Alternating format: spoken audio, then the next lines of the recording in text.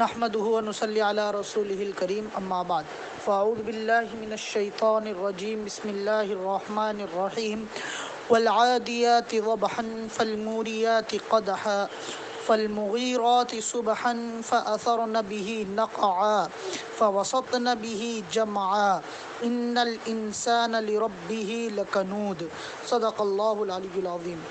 معزز سامعین کرام، پچھلی منگل کو سورہ زلزال کی تفسیر ختم ہو گئی ہے۔ سورہ زلزال میں اللہ تبارک و تعالیٰ نے قیامت کے احوال کو بیان کیا تھا، اسی کو یہاں پر بیان کیا، اس کا ایک بار ترجمہ کیا جا رہا ہے تاکہ ہمارے ذہنوں میں ترجمہ سکون سے بیٹھ جائے۔ اذا زلزلت الارض زلزالہا، جب زمین اپنی سخت جنبش سے ہلائی جائے گی، واخرجت الارض اثقالہا، اور زمین اپنے تمام بوجھوں کو نکال کر باہر پھینک دے گی، وقال الانسان ما لہا، اور انسان کہے گا کہ اس کو کیا ہو گیا کہ یہ سب حرکتیں وہ کر رہی ہے۔ یومئذ تحدث اخبارہا، اس روز زمین اپنی سب خبریں بیان کرنے لگے گی، سب باتیں۔ بِأَنَّ رَبَّكَ أَوْحَىٰ لَهَا، یہ سب اس لیے کرے گی کہ آپ کے رب کا اس کو یہی حکم ہے۔ یومئذ یصدر الناس اشتاتا لیروا اعمالهم، اس روز لوگ مختلف جماعتوں میں نکلیں گے۔ کیوں نکلیں گے؟ تاکہ وہ اپنے اعمال کو دیکھیں کہ اچھے ہیں یا برے۔ فَمَن يَعْمَلْ مِثْقَالَ ذَرَّةٍ خَيْرًا يَرَهُ، پس جو شخص ایک چھوٹا سا بھی عمل کرے گا تو وہ اس کو دیکھ لے گا۔ وَمَن يَعْمَلْ مِثْقَالَ ذَرَّةٍ شَرًّا يَرَهُ، اور اگر کوئی چھوٹا سا برا عمل بھی کرے گا تو وہ اس کو دیکھ لے گا۔ اب سورہ عادیات پر آتے ہیں۔ سورہ عادیات یہ مکی ہے، لیکن اس میں اختلاف ہے کچھ لوگوں کا۔ حضرت ابن مسعود وغیرہ سے یہ منقول ہے کہ سورہ عادیات یہ مکی ہے۔ حضرت ابن عباس وغیرہ سے منقول ہے کہ سورہ عادیات یہ مدنی ہے، لیکن یہاں پر مکی لکھا ہے۔ اس میں 11 آیتیں ہیں۔ اس میں اللہ تبارک و تعالیٰ نے شروعات میں کن چیزوں کی قسم کھائی ہے، اور اس کے بعد اللہ نے ایک چیز کو بیان فرمایا کہ انسان جو ہے وہ اللہ کا بڑا ناشکرا ہے۔ اب یہاں پر اللہ تبارک و تعالیٰ نے گھوڑوں کی قسم کھائی ہے۔ قسم اس بات کے لیے کھائی گئی ہے کہ آگے اللہ جو بات بیان کرنے جا رہے ہیں وہ بات محقق ہے، حقیقت ہے، ثابت شدہ ہے، اس میں کسی کو کوئی شک نہیں ہے۔ اور یہ صرف اللہ کی خصوصیت ہے کہ وہ اپنی مخلوقات میں سے جس چیز کی چاہے قسم کھا سکتے ہیں۔ اللہ کے علاوہ کسی بھی انسان کے لیے، کسی بھی مخلوق کے لیے جائز نہیں ہے کہ وہ مخلوقات میں سے کسی کی قسم کھا لے۔ قرآن کی قسم کھانا، مسجد کی قسم کھانا، اور اپنے ماں باپ کی قسم کھانا، اسی طرح اور چیزوں کی قسم کھانا، یہ انسان کے لیے جائز نہیں ہے۔ اگر کوئی قسم لائق ہے اور معتبر ہے تو وہ صرف اللہ کی قسم ہے کہ اگر انسان اللہ کی قسم کھاتا ہے تو وہ حقیقی ہے، اس کے علاوہ تمام قسمیں کوئی اعتبار نہیں رکھتا ہے۔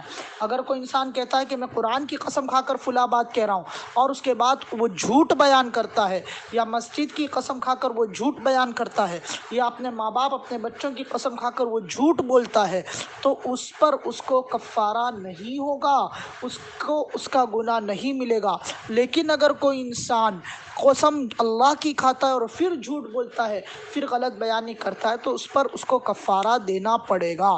تو لہٰذا مخلوقات کے لیے صرف اللہ کی قسم معتبر ہے، اس کے علاوہ کسی اور کی قسم مخلوق کے لیے معتبر نہیں ہے کہ وہ کسی اور کی قسم کھائے۔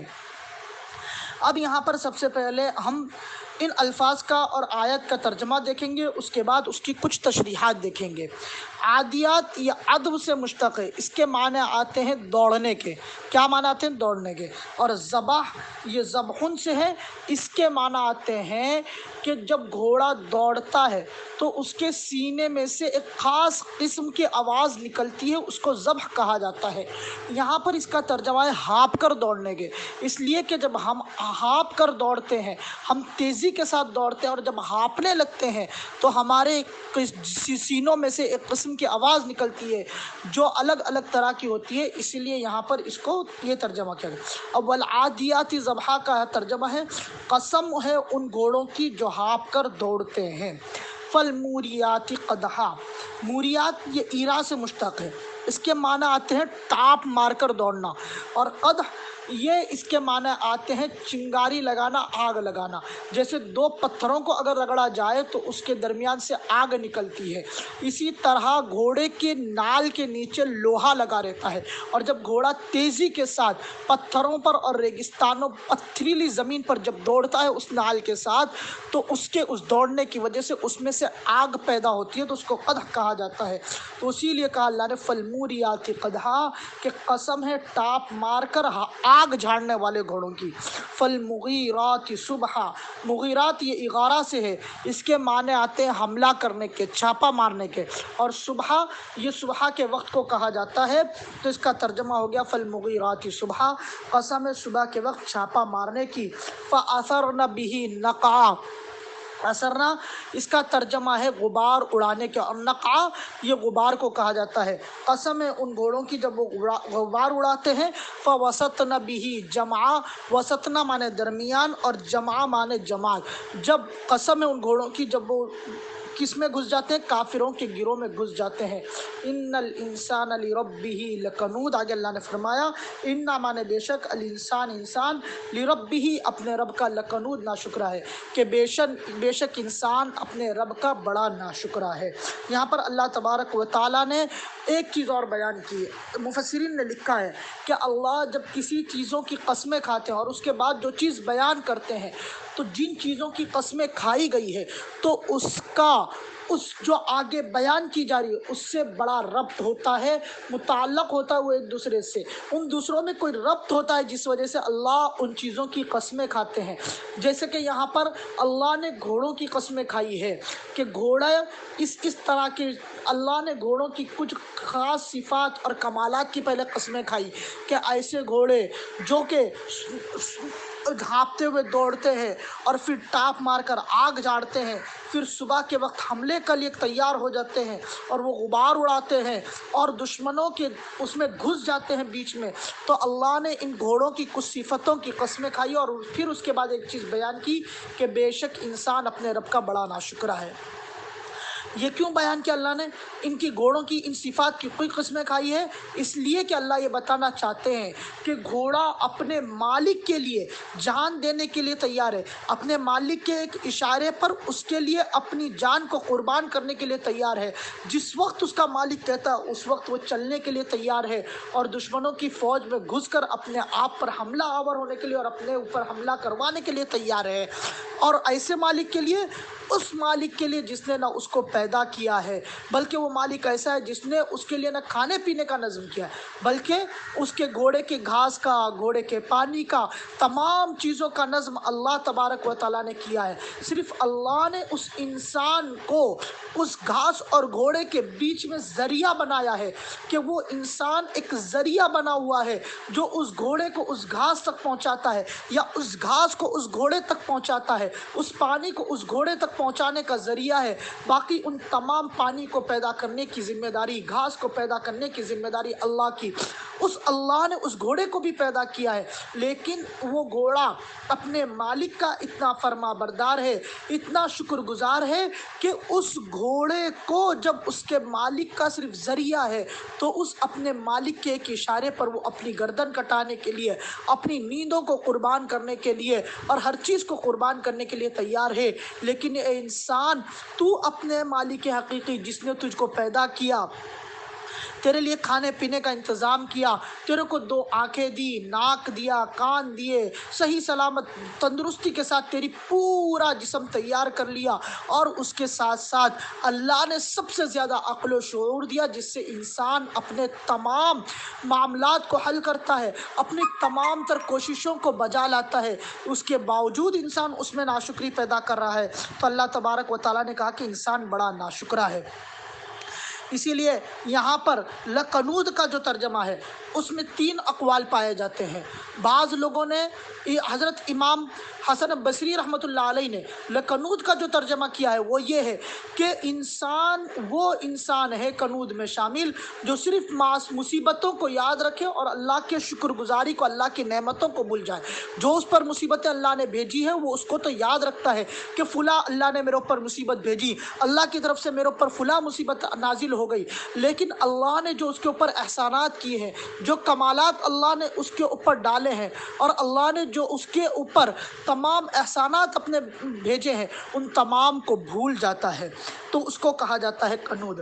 امام ابو بکر واسطی رحمۃ اللہ علیہ نے کنود کا جو ترجمہ کیا ہے وہ یہ ہے کہ وہ بندہ مراد ہے جو اللہ کی نعمتوں کو اللہ کی معصیتوں میں صرف کر دے، یعنی اللہ نے مال و دولت دیا ہے تو اس مال و دولت کو وہ جوا میں اڑا رہا ہے، اس مال و دولت کو وہ شراب خانوں میں اڑا رہا ہے، اس مال و دولت کو وہ زناکاری میں اڑا رہا ہے۔ اللہ نے صحت مندی کی نعمت دی ہے، اس صحت مندی سے وہ مسجد میں آنے کے بجائے کلبوں میں جا رہا ہے، اس صحت مندی میں وہ اللہ نے جو اس کو طاقت اور تندرستی دی ہے تو اللہ کی عبادتوں کو چھوڑ کر اللہ کی نافرمانیوں میں گزار رہا ہے۔ تو امام ابو بکر واسطی نے فرمایا کہ کنود سے مراد وہ شخص ہے جو اللہ کی نعمتوں کو اللہ کی معصیتوں پر صرف کر دے۔ تیسرا، امام ترمذی رحمۃ اللہ علیہ نے فرمایا ہے کہ کنود سے مراد وہ شخص ہے جو اللہ کی نعمتوں کو تو دیکھے لیکن نعمت دینے والے کو نہ دیکھے۔ اللہ کی نعمتیں دی ہوئی ہے، مال و دولت اللہ نے دیا ہے، خوب اطاعت و فرما برداری میں صرف کر رہا ہے، لیکن کبھی اللہ کا شکر ادا نہیں کرتا ہے، کبھی اللہ کے سامنے سجدہ ریز نہیں ہوتا ہے، کبھی اللہ کے سامنے گڑ گڑاتا نہیں ہے، کبھی دو رکعت شکرانے کے اللہ کے سامنے نہیں پڑتا ہے، جو نعمت اللہ نے اس کے دی ہے اس کا شکر گزار نہیں بنتا ہے، تو وہ ہے لکنود۔ لہٰذا ان تینوں کو اگر ہم ملایا جائے تو ایک ہی چیز سمجھ میں آتی ہے، وہ یہ ہے کہ اللہ کا نافرمان وہ بندہ ہے۔ اسی لیے اللہ نے فرمایا کہ بے شک انسان اپنے رب کا بڑا ناشکرا ہے۔ یہاں پر دوسری چیز ہے کہ وَفَوَسَطْنَ بِهِ جَمْعًا، کہ وہ گھوڑے اپنے مالک کی مان کر اس کے لوگوں کے گروہ میں گھس جاتے ہیں اور اپنی گردنوں کو کٹا دیتے ہیں۔ اللہ اب آخر میں ایک بار اور ہم ترجمہ کر لیتے ہیں، وَالْعَادِيَاتِ ضَبْحًا، قسم ہے ان گھوڑوں کی جو ہانپتے ہوئے دوڑتے ہیں، فَالْمُورِيَاتِ قَدْحًا، پھر ٹاپ مار کر آگ جاڑتے ہیں، فَالْمُغِيرَاتِ صُبْحًا، پھر صبح کے وقت وہ کیا حملہ کر دیتے ہیں۔ یہاں پر ہے صبح کے وقت حملہ کرنا، اس لیے کہ اہل عرب اپنی شان کے خلاف سمجھتے تھے کہ وہ رات کو حملہ کریں اور رات میں جا کر دشمنوں پر چھاپا مارے، اس لیے وہ دن میں اس پر حملہ کرتے تھے، دن میں چھاپا مارتے تھے۔ فَأَثَرْنَ بِهِ نَقْعًا، پھر وہ اس وقت غبار اڑاتے ہیں۔ یہاں پر اللہ نے اس کو اس لیے بیان کیا ہے کہ صبح کے وقت جو ہے وہ ریت اور دھول نہیں اڑتی، وہ شانت ہوتی ہے، لیکن جب اس پر کوئی بھاری بھرکم تیزی کے ساتھ کوئی چیز چلائی جائے تو وہ دھول اڑنے لگتی ہے۔ تو یہاں پر گھوڑے کی اس صفت کو بیان کیا ہے کہ وہ اتنی تیزی کے ساتھ اپنے مالک کے حکم پر دوڑتے ہیں کہ وہ صبح کے وقت بھی دھول اڑاتے ہیں۔ فَوَسَطْنَ بِهِ جَمْعًا، اور پھر وہ اپنے دشمنوں کی جماعت میں جا گھستے ہیں۔ ان الانسان لربہ لکنود، اس کے بعد اللہ نے بیان کیا کہ بے شک انسان اپنے رب کا بڑا ناشکرا ہے۔ اللہ تبارک و تعالیٰ سے دعا کریں کہ اللہ تعالیٰ ہمیں شکر گزاری کی توفیق عطا فرمائے اور ہم سب اپنے اللہ کے فرما بردار بن جائیں اور شکر گزاری کرنے والے بن جائیں۔ سبحان اللہ تعالیٰ سے دعا ہے کہ اللہ تعالیٰ ہمیں سننے سے زیادہ عمل کرنے کی توفیق عطا فرمائے۔ سبحان اللہ وبحمدہ، سبحانک اللہم وبحمدک، ونشہد ان لا الہ الا انت، نستغفرک ونتوب الیک۔ سبحان ربک رب العزۃ عما یصفون، وسلام علی المرسلین، والحمد للہ رب العالمین۔